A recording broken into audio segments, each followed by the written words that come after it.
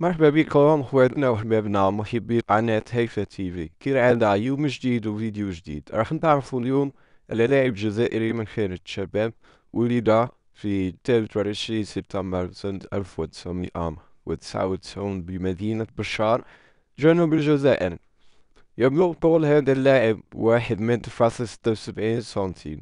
يلعب في مركز الوسط، وهو يلعب الآن لصالح نادي نيس الفرنسي تحت الرقم 28. بدأ مسيرته مع نادي بارادو من سنة 2012 إلى غاية سنة 2018، وبعدها التحق بالمنتخب الوطني الجزائري في عام 2018، ووقع عقدا مع نادي نيس في 2019.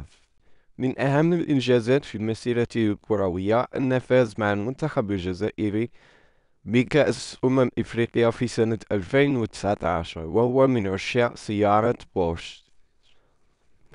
أعزائي المشاهدين، كان هذا هو فيديو تاعنا نهار اليوم. لا تنسوا الإعجاب والاشتراك في القناة باه يوصلكم كل شي جديد. ما تنساوش ثاني تجمجمونا على لا فيديو باه يوصل أكبر عدد من المشاهدات.